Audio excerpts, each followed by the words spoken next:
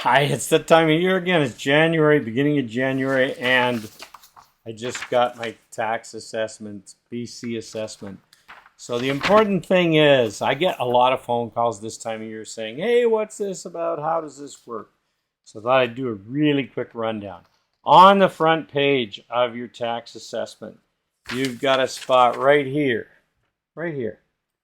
It says your property value assessment. It shows you how much your assessment has gone up, and it shows you the history of it over the past 4 years from 2020. So 2020, 21, 22, and now 23. That little bar graph up here shows how much it's increased over last year on average. Now, that's the important thing. It shows you your value versus the average. So if you turn this over, if you're confused about these forms, on the back, there's another graph. It's right here, another section right there, this piece here. This shows you, explains what I'm going to explain right now. If your home's average price, average increase is, let's start over. If your home's increase is less than the average, it's likely that your taxes will go down. If your home is the same as the average, it's likely your taxes will remain the same. And if your home's increases higher, so our average in Vernon this year is 11%. So then that's for single family dwelling. And for those of you just a little bit outline, we've got Armstrong is 15%. Again, we're talking only single family homes. Coldstream is 9%, Lumby 13%. So if you fit close to those numbers, it's for the increase you've got, it's unlikely there'll be any real major change in your taxes unless the tax base has overall gone up. Your taxes do not necessarily go up just because the value of your home went up. If it's the same as the average, it'll stay the same.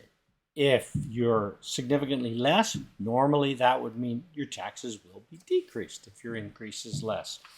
So if you want more information and more explanations, everything is on the back of this form. bcassessment.ca has a great website where they have videos.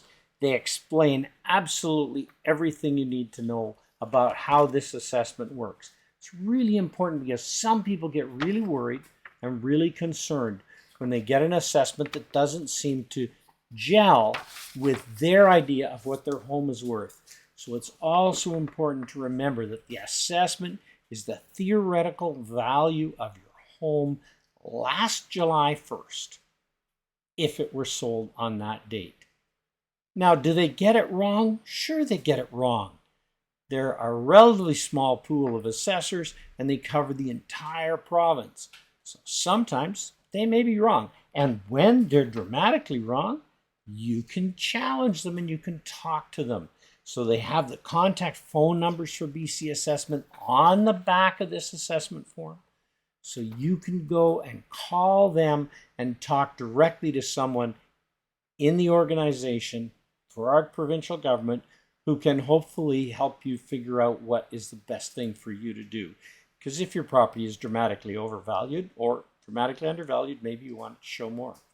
Personally, if it's dramatically undervalued, it's a good time probably to be quiet because you'll probably pay a little bit less tax. Anyway, if you need more information on this, or you just have questions about what's happening with my home, I don't know, give me a call. I'm Don Miller at Century 21 Executives, and I'm sold on Vernon. Thanks for watching.